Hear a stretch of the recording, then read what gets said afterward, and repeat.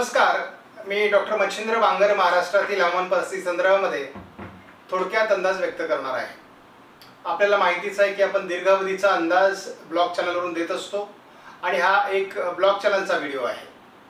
सर्वात महत्त्वाची बाब म्हणजे मान्सून आणि मान्सूनचा महाराष्ट्रातला प्रवेश, केरळमधला प्रवेश, कशा पद्धतीने मान्सूनची सुरुवात होईल, जून मान्सून संदर्भात कसा असेल, या सर्व महत्त्वाच्या चर्चा आपण या व्हिडिओमध्ये करणार आहोत। आणि त्यामुळे सर्वात महत्त्वाची बाब म्हणजे हा व्हिडिओ अतिशय महत्त्वाचा आहे। आपला अंदाज आहे की केरळमध्ये 31 तारखेला किंवा 1 तारखेला मान्सून दाखल होईल। त्यानंतर 7 ते 10 तारखेच्या दरम्यान तो गोवा ते मुंबईपर्यंत पोहोचणार आहे आणि त्यानंतर 10 तारखेनंतर मान्सून सह्याद्रीच्या पर्वतरांगा ओलांडून जवळपास खानदेश, मराठवाडा, विदर्भ या दिशेने सरकणार आहे आणि संपूर्ण महाराष्ट्र 15 जूनपर्यंत मान्सून कव्हर करेल असा अंदाज आहे। त्यामुळे तसा मान्सून खूप डिले झाला आहे, खूप उशिरा सुरू होतोय असं काही नाही। जे काही रेग्युलर प्रोसेस आहे मान्सूनची त्याच प्रोसेसने हा मान्सून चाललेला आहे। जरी रेमल चक्रीवादळ तयार झालं असलं बंगालच्या उपसागरामध्ये तरी त्याचा कालावधी खूप कमी आहे, कारण आता 2 दिवसातच ते संपणार आहे, त्यामुळे त्याचा प्रभाव फारसा राहणार नाही।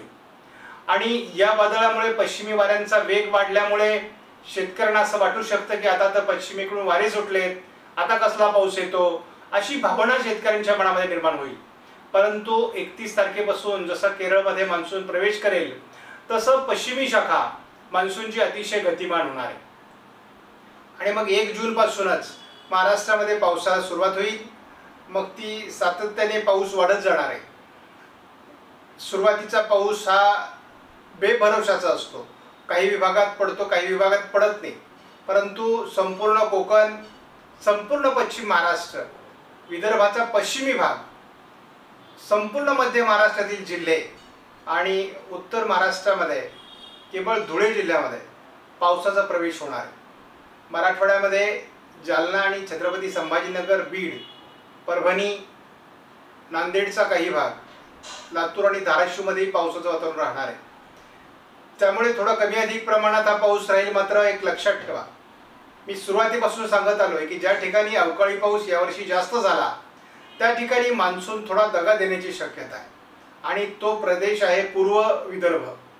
त्यामुळे नागपूर, भंडारा, गोंदिया, चंद्रपूर, गडचिरोली किंवा वर्धा या जिल्ह्यांमध्ये सुरुवातीला काही दिवस पावसाचा थोडा तुटवडा जाणवण्याची शक्यता राहील। त्याचबरोबर जळगाव आणि नंदुरबारचा उत्तरेकडील भागही सुरुवातीला थोडं पावसाचं प्रमाण कमी जरी राहिलं तरी तसा या ठिकाणी पाऊस धोका देणार नाही, कारण उत्तर महाराष्ट्रात यावर्षी जूनमध्ये सुद्धा मुबलक पाऊस आहे। पश्चिम विदर्भातही पावसाची परिस्थिती चांगली राहणार आहे। एकूणच या सर्व बाबींचा विचार करता टप्प्याटप्प्याने आता मान्सून पुढचा प्रवेश सुरू करेल आणि एकूणच गेल्या वर्षीचं जर आपण आठवण केली तर त्या ठिकाणी अल्निनोचा प्रभाव होता। जवळपास 8 ते 10 दिवस मान्सून अंदमानात दाखल होऊनही पुढची प्रगती करू शकला नव्हता। आता मात्र 2 दिवसात लगेचच मान्सूनने पुढची प्रगती केली आहे आणि जवळपास संपूर्ण अंदमान निकोबार बेटं आणि जवळपास मध्य बंगालच्या उपसागरापर्यंत मान्सून पोहोचला आहे। शिवाय संपूर्ण श्रीलंका त्यांनी कव्हर केलेला आहे आणि मालदीवच्या दरम्यान तो येऊन पोहोचतोय। म्हणजे याचाच अर्थ केरळच्या आधीचे द्वारावर मान्सून येऊन थांबलेला आहे। कोणत्याही क्षणी केरळमध्ये मान्सून येईल एवढी परिस्थिती आहे। वादळामुळे बाष्प ओढून नेल्यानंतर थोडी मान्सूनची गती कमी होत असते, पण सध्या म्हणजे आज जर आपण म्हटलं तर पुढील 2 दिवस जोपर्यंत चक्रीवादळ अस्तित्वात आहे तोपर्यंत मान्सूनला गतिमान पद्धतीने पुढे सरकण्यास अनुकूल वातावरण आहे आणि नंतर मात्र तो थोडा धीमा होऊ शकतो पूर्व शाखेकडून, परंतु पश्चिमी शाखा पुन्हा सक्रिय होण्याची शक्यता आहे आणि मग मान्सून जरी आला तर त्याची सुरुवात धडाकेबाज होणं अपेक्षित असतं।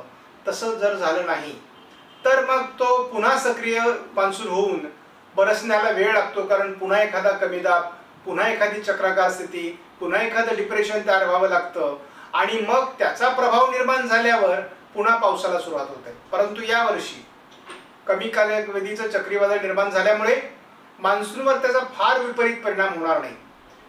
मान्सून केरळमध्ये वेळेत येणार आहे, महाराष्ट्रात वेळेत येणार आहे आणि चांगल्या प्रकारचा मान्सून जूनमध्ये बरसणार आहे.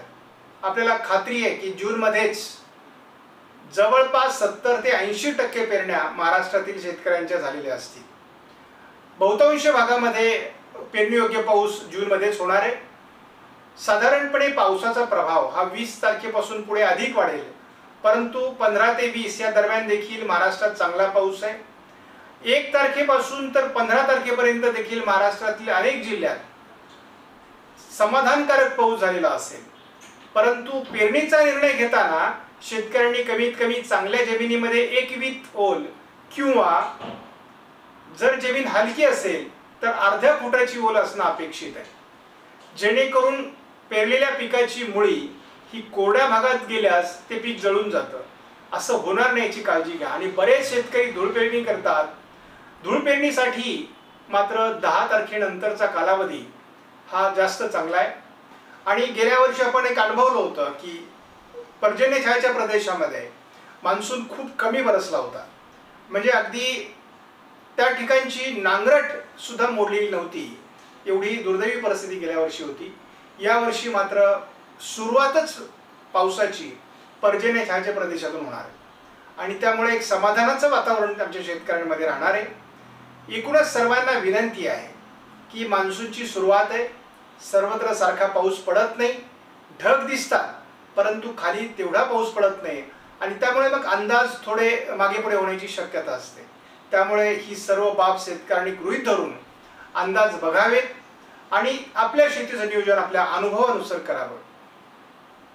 आपणास व्हिडिओमधील माहिती महत्त्वपूर्ण वाटल्यास लाईक करा, शेअर करा, चॅनलला सबस्क्राईब करा. धन्यवाद. जय हिंद, जय महाराष्ट्र, जय बळीराजा.